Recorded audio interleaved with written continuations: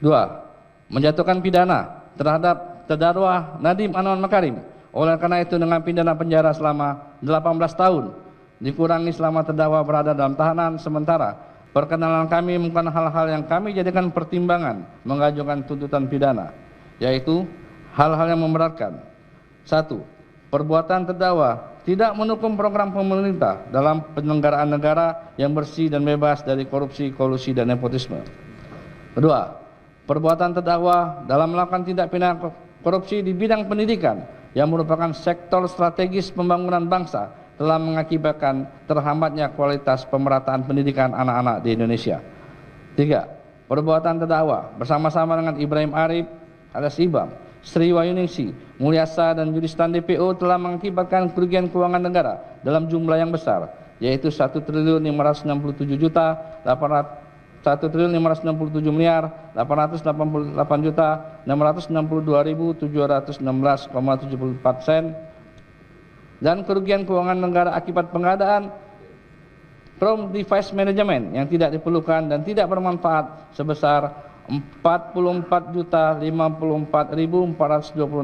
Amerika Serikat atau setidak-tidaknya sebesar $621.387.730 berdasarkan kurs terendah pada bulan Agustus 2020 sampai dengan Desember 2022 sebesar Rp14.105 untuk $1 Amerika Serikat. 4. Terdakwa dalam pelaksanaan pengadaan TIK Chromebook tahun 2020 sampai dengan tahun 2022 dengan tujuan mendapatkan keuntungan pribadi telah mengabaikan kualitas pendidikan usia dini, pendidikan dasar, dan pendidikan menengah di Indonesia, sehingga harta kekayaan terdakwa mengalami peningkatan yang tidak seimbang dengan penghasilan yang sah atau diduga dari tindak pidana korupsi sebesar Rp4.469.603.758. Kelima, terdakwa berbelit dalam proses persidangan. Hal-hal yang meringankan terdakwa belum pernah dihukum. Berdasarkan uraian dimaksud, kami selaku jaksa penuntut umum dalam perkara ini dengan memperhatikan ketentuan undang-undang yang bersangkutan menuntut supaya Majelis Hakim Pengadilan Tindak Pidana Korupsi pada Pengadilan Negeri Jakarta Pusat yang memeriksa dan mengadili perkara tindak pidana korupsi atas nama terdakwa Nadiem Anwar Makarim memutuskan: 1. Menyatakan terdakwa Nadiem Anwar Makarim telah terbukti secara sah dan meyakinkan bersalah melakukan tindak pidana korupsi yang dilakukan secara bersama-sama sebagaimana diatur dan diancam pidana dalam pasal 603 Undang-Undang Nomor 1 Tahun 2023 tentang Kuhp Pidana, junto pasal 18 Undang-Undang Nomor 31 Tahun 1999 tentang Pemberantasan Tindak Pidana Korupsi, junto Undang-Undang Nomor 20 Tahun 2001 tentang perubahan Undang-Undang Nomor 31 Tahun 1999 tentang Pemberantasan Tindak Pidana Korupsi, junto pasal 20 huruf C Undang-Undang Nomor 1 Tahun 2023 tentang Kuhp Pidana. 2. Menjatuhkan pidana terhadap terdakwa Nadiem Anwar Makarim. Oleh karena itu dengan pidana penjara selama 18 tahun dikurangi selama terdakwa berada dalam tahanan sementara dengan perintah terdakwa segera ditahan di rumah tahanan negara.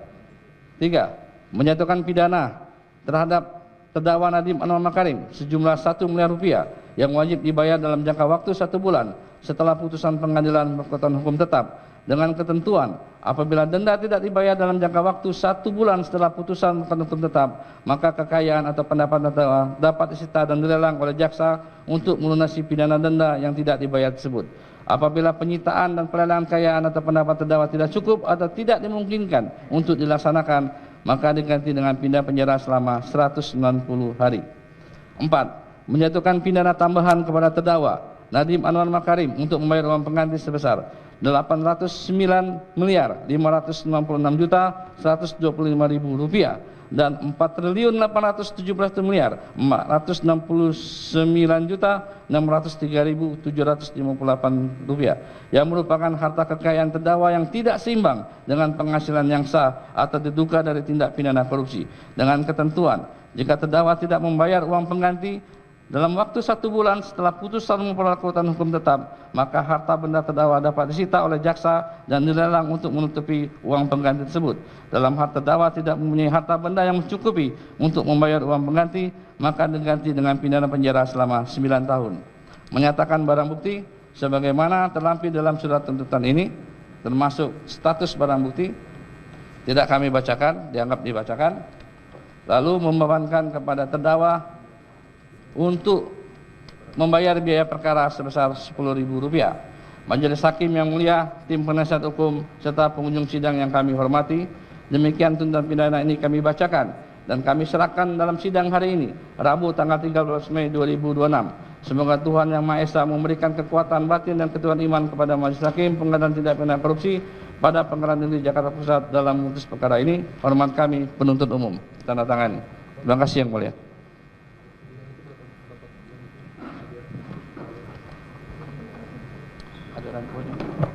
Baik, silakan diserahkan.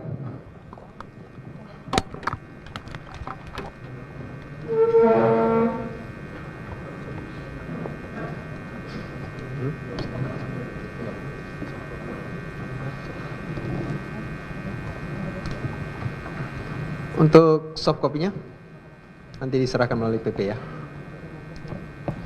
Terdakwa ya, demikian atas pembacaan tuntutan dari penuntut umum. Untuk selanjutnya kesempatan saudara ataupun advokat saudara untuk mengajukan pembelaan ya. Untuk pembelaan dari advokat bisa kapan mau dibacakan? Terima kasih Yang Mulia. Mohon izin apakah diizinkan untuk berdiskusi dengan terdakwa? Oh ya, silakan. Penyusunan pembelaan. Untuk pembelaan bisa terdakwa Ya, sendiri atau bersama-sama dengan advokat.